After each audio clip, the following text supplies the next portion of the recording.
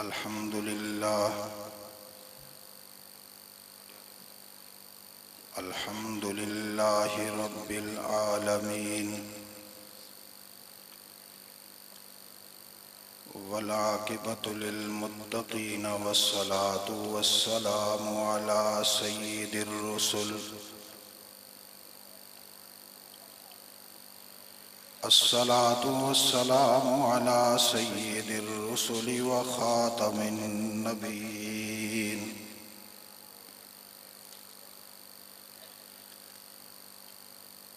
व अला आलिहि व अस्हाबिहि अत्तय्यिबीन अत्ताहिरीन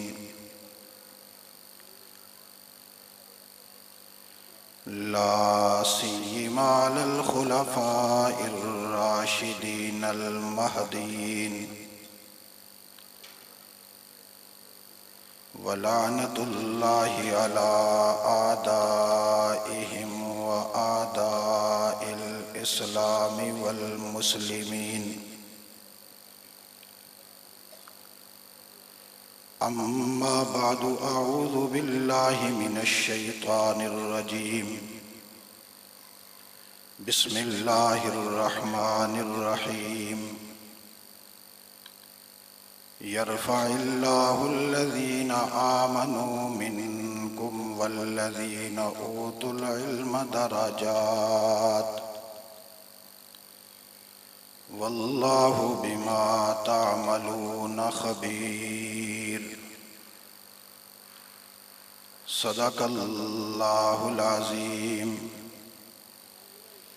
अल्लाहुम्मा सल्लि अला सय्यिदिना व मौलाना मुहम्मद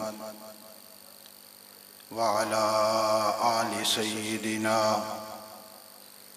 व मौलाना मुहम्मदिन व बारिक व सल्लिम व सल्लि अलैहि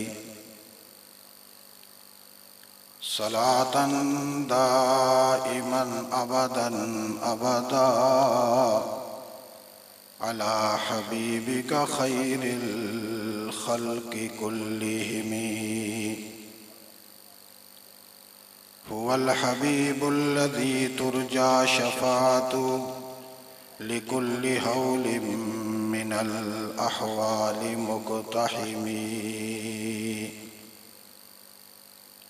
इंतहाई ज़ी एहतराम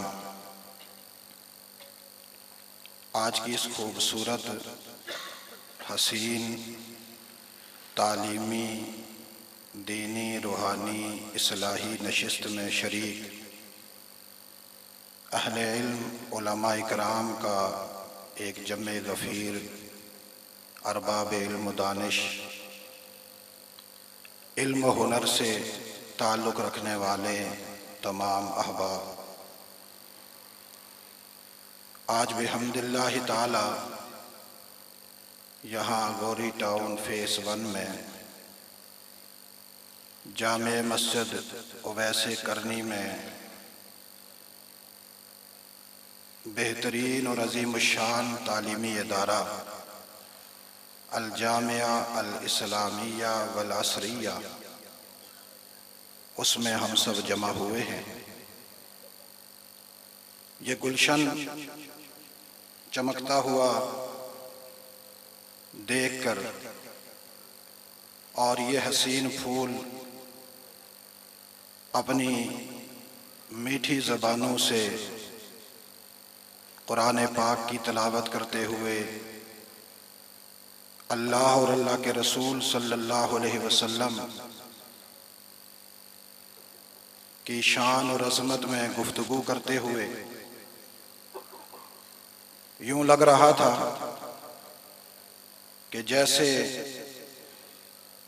अल्लाह के सामने ये मासूम परिंदे हैं जो अपने अपने अंदाज में अल्लाह की तारीफ़ कर रहे हैं, रसूलुल्लाह की तारीफ़ कर रहे हैं, सहाबा इकराम की तारीफ़ कर रहे हैं और अपनी मासूम ज़बानों से इल्म की रोशनी की तरफ दावत दे रहे हैं।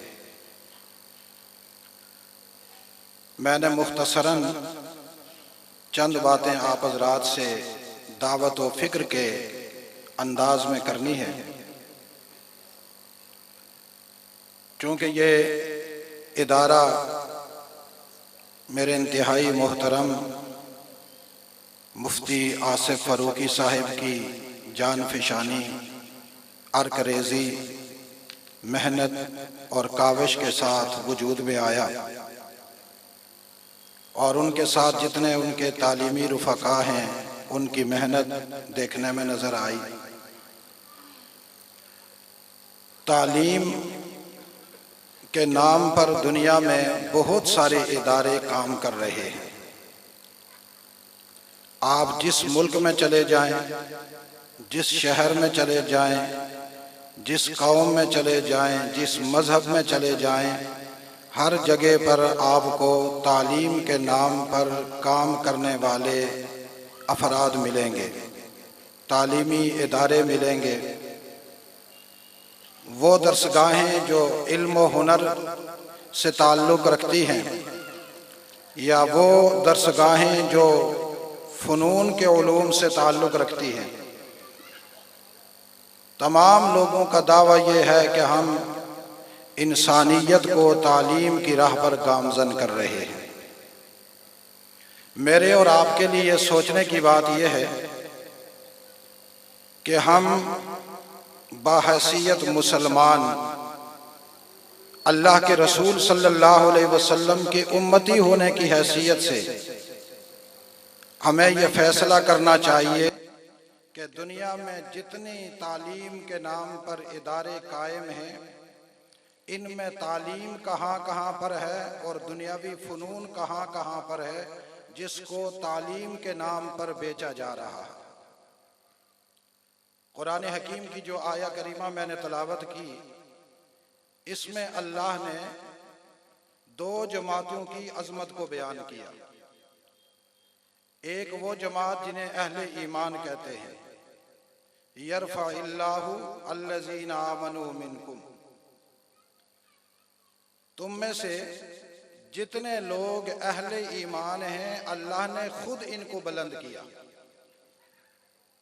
वल्लज़ीना ऊतुल इल्म दरजात, और उस जमात को अल्लाह ने दरजात के लिहाज से बुलंद किया जिन्हें अल्लाह ने इल्म अता किया। अब यहाँ देखिए, जो अहले ईमान हैं उन्हें अल्लाह ने दर्जा अता फरमाए। अहले ईमान के दरजात बुलंद हैं उन लोगों से जिनके पास ईमान नहीं। आम इंसानों में दरजात अहले ईमान के बुलंद हैं, फिर अहले ईमान में भी दरजात हैं। ईमान की हैसियत से हर आदमी का, हर तबके का अपना अपना दर्जा है, लेकिन इल्म की रोशनी से इंसानियत में दरजात की बुलंदी होती है।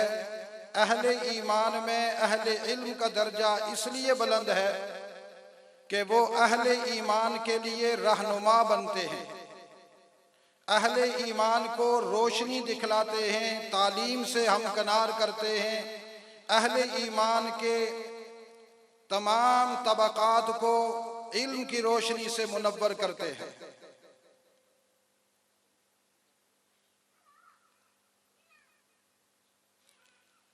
हज़रत अल्लामा मसूद रहमान उस्मानी साहब तशरीफ़ ला चुके हैं।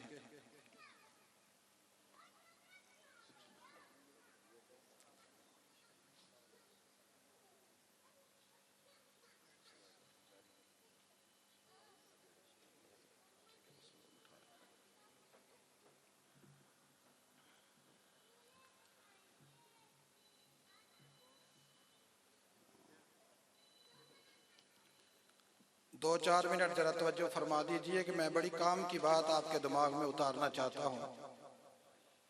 अहले ईमान में बुलंद दर्जा किसका है? अहले इल्म का। अब सवाल यह है कि जो अहले इल्म अहले ईमान में बुलंद दर्जे रखते हैं और अहले ईमान को नजर भी आते हैं, अल्लाह ने उन्हें बुलंद किया, वो अहले इल्म हैं कौन? हजरत अब्दुल्ला बिन अम्र बिन आस रज़ी अल्लाह ताला अन्हु फरमाते हैं कि अल्लाह के रसूल सल्लल्लाहु अलैहि वसल्लम ने इरशाद फरमाया मन करा अल कुरान फ़क़द इस्तदरजन नबुव्वता, मेरी उम्मत में जो लोग कुरान पाक पढ़ लेते हैं वो नबुव्वत के इल्म को अपने सीने में महफूज कर लेते हैं। फ़क़द इस्तदरजन नबुव्वता बैन जंबई, ये अपने सीने के दरमियान नबुव्वत को महफूज कर लेते हैं, नबुव्वत का इस्तदराज कर लेते हैं। गैरा अन्नहु ला युहा इलैहि, कोई आदमी ये गुमान न करे कि नबुव्वत को अपने सीने में महफूज कर लेते हैं तो कहीं नबी बन गए। कहा नबी नहीं है, क्योंकि इन पर वही नहीं आई। वही तो खातमुन नबीयीन हजरत मुहम्मदुर रसूलुल्लाह सल्लल्लाहु अलैहि वसल्लम पर आई है, लेकिन कुरान पाक पढ़ने की वजह से कुरान वही की गवाह किताब है। कुरान अल्लाह की तौहीद की गवाह किताब है। इस कायनात आलम में अल्लाह की तौहीद और नबुव्वत के उलूम का मरकज कुरान पाक है। जब कोई बच्चा अपने सीने में कुरान पाक महफूज कर लेता है, अल्लाह के रसूल सल्लल्लाहु अलैहि वसल्लम फरमाते हैं इसने नबुव्वत का सारा इल्म अपने सीने में महफूज कर लिया। मैं ये मासूम बच्चे देख रहा था और फिर मैं बड़ा हैरान हुआ, अल्लाह तेरी भी बड़ी शान है।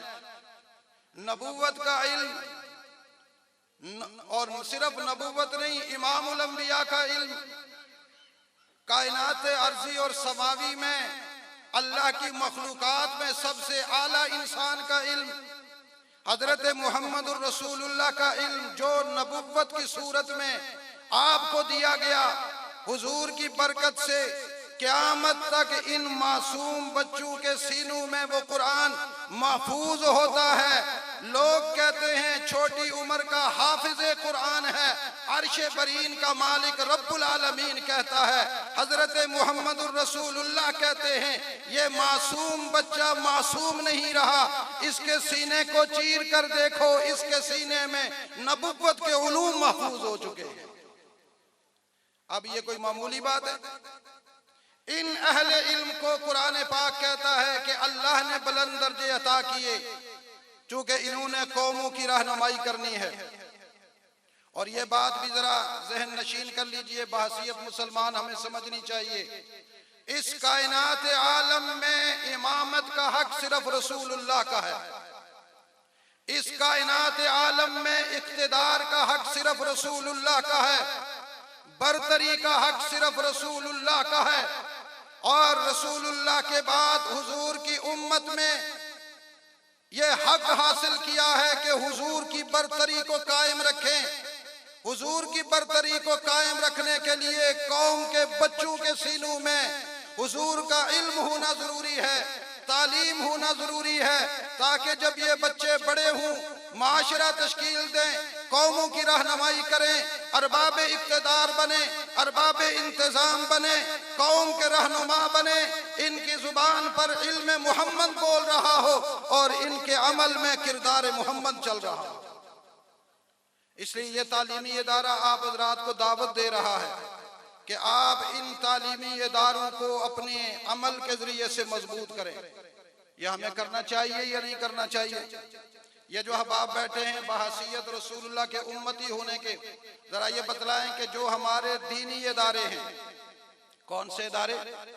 ये अभी बच्चे कुरान पढ़ रहे थे, फिर अरबी में और इंग्लिश में गुफ्तगू कर रहे थे। ये जो अरबी ये जुबान है, ये कुरान की जुबान है। इंग्लिश मौजूदा दौर के लोगों की जुबान है जो एहसासे कम तरी का शिकार हैं। वो समझते हैं कि इंग्लिश के बगैर आदमी का इल्म मुकम्मल नहीं होता। हम जो अपने इदारों में बच्चों को इंग्लिश पढ़ाते हैं, ये इसलिए नहीं पढ़ाते कि हमारी ज़रूरत और मजबूरी है, ये इसलिए नहीं पढ़ाते कि इसके बगैर नाकामी है, ये इसलिए पढ़ाते हैं कि पूरी दुनिया में जितने लोग एहसासे कम तरी का शिकार हैं, जिसकी वजह से वो मुहम्मदुर रसूलुल्लाह के कदमैन मुबारकैन तक नहीं आते, हम उनका इलाज करते हुए यही कुरान इसको इंग्लिश में तर्जुमा करके उनके सामने मेरे उलमा बयान करेंगे, ताकि उनके एहसासे कमतरी का भी इलाज हो और रसूलुल्लाह के सच्चे गुलाम बन सके। ये जरिया है। और वो सारे जराए रसूलुल्लाह की तालीम और इल्म को दुनिया में फैलाने के लिए जितने ज़राए दुनिया में आए हैं इंशाअल्लाह हम अपना रहे हैं, अपनाते रहेंगे, इसलिए कि मकसूद असली ये है कि रसूलुल्लाह की तालीम आम हो। तो इसके लिए बहसीयत उम्मती होने के पहला फरीज़ा ये है कि हम अपने बच्चों को दीनी इदारों में तालीम हासिल करवाएं। पहला फरीज़ा कौन सा है? ऊंची आवाज से कौन सा है? अपने बच्चों को कौन सी तालीमी दरसगाह दें? जिसमें कुरान और सुन्नत की तालीम और तरबियत हो। जुमला मोतरिजा के तौर पर आखिरी दो बातें मेरी ये समझ लें, जो लोग दीनी इदारों से दूर होते हैं, दज्जाल का जाल छा चुका है, कायनात आलम में दज्जाल अपने पंजे गाड़ चुका है, उनकी नस्लें दज्जाल के चालों का शिकार हो जाएंगी, इस्लाम और नबी उनके हाथों से निकल जाएंगे। और जो दीनी इदारों के साथ चलकर दुनियावी मैदान में जो मर्जी तरक्की करें, इंशाअल्लाह जिधर भी जाएंगे रसूलुल्लाह का गुलाम बनकर किरदार अदा करेंगे।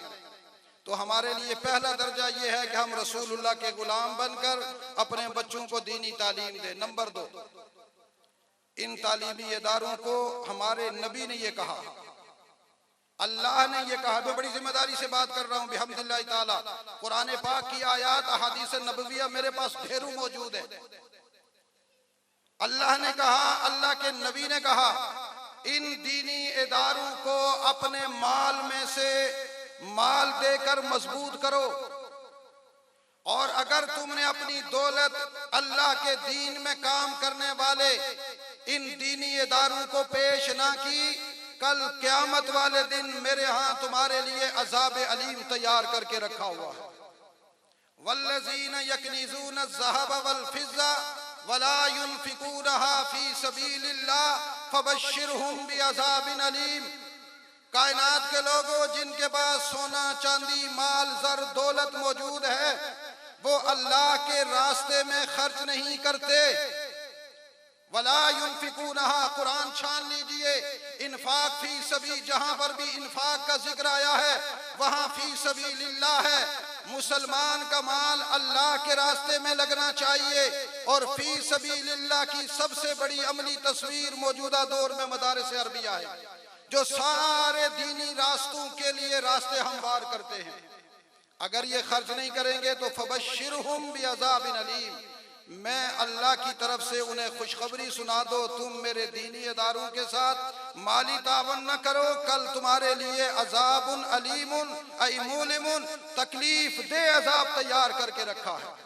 इसलिए हमारी दौलत भी दीनी इदारों में आनी चाहिए, हमारी औलाद भी आनी चाहिए। आनी चाहिए या नहीं आनी चाहिए?